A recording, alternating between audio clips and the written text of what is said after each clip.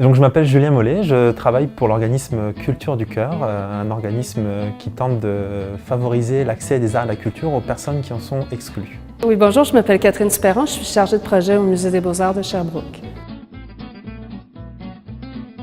Ce serait difficile de dire ce que c'est l'art, en fait. Il y a plein de façons de...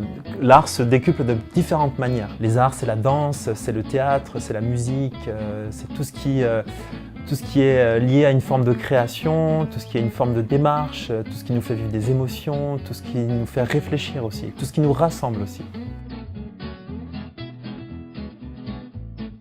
Ce qu'il faut dire aux gens, aux visiteurs, avant une visite, c'est de ne pas toucher aux objets. Premièrement, les objets sont très fragiles, ils peuvent se briser, par exemple dans le cas des sculptures. Puis aussi, c'est que nos doigts, on a une petite huile sur nos doigts, puis ça peut altérer les œuvres à long terme. Donc, c'est la première règle de base. Il ne faut pas manger dans les musées, il ne faut pas courir, c'est toujours la même, pour les mêmes raisons, pour ne pas abîmer les œuvres, pour éviter qu'il y ait des bris. C'est ce qui est le plus important. Je dirais aussi qu'on essaie de garder, de ne pas parler trop fort. C'est un peu comme une bibliothèque, un musée. C'est un lieu de contemplation. Donc, on ne crie pas, on laisse pour que les gens autour puissent apprécier leur visite à leur façon.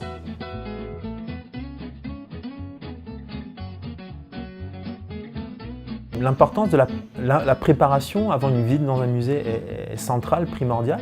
On peut effectivement avoir une approche plus éducative, c'est-à-dire mettre le savoir, ou du moins tout ce qui gravite, tout ce qui tourne autour de l'œuvre et de l'artiste au centre de la sortie.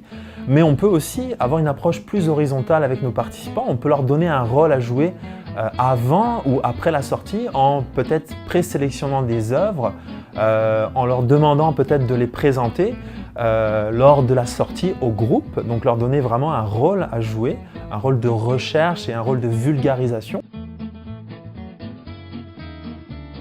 Oui, c'est très important de revenir parce que ça va permettre à tout le monde de s'exprimer, puis de dire ce qu'ils ont vécu, qu'est-ce qu'ils ont vu. Puis dans cet échange-là, il y a peut-être des nouvelles interprétations qui vont arriver. S'il y a quelqu'un qui dit « moi j'ai vu une maison », et l'autre dit « non, j'ai vu un dragon », je veux dire, on peut en discuter, puis il y a des nouvelles idées qui vont sortir de ça. Puis encore une fois, c'est excellent pour la créativité. Donc je pense qu'il faut revenir sur les visites pour faire un grand tour. Je pense que c'est normal de se retrouver un peu désarçonné face à une œuvre contemporaine. Aujourd'hui, beaucoup de personnes le sont et le seraient. Et c'est parce que c'est justement l'un des objectifs de l'art contemporain, sans vouloir catégoriser l'art contemporain, c'est de nous mettre dans une posture, on va dire, plus active. Des fois, on peut comprendre son message. Nous, les gens de musée, c'est notre travail d'essayer de décoder le message de l'artiste puis d'aider à interpréter son œuvre. Mais au-delà de ça, ce qui est important, c'est que le visiteur il a le droit de se faire sa propre interprétation. Puis c'est même essentiel. Donc oui, il peut comprendre le message de l'artiste si on lui explique, mais il peut aussi décider « Ah, moi, ça ne m'intéresse pas, moi, je vois ça, puis c'est bien plus le fun comme ça ».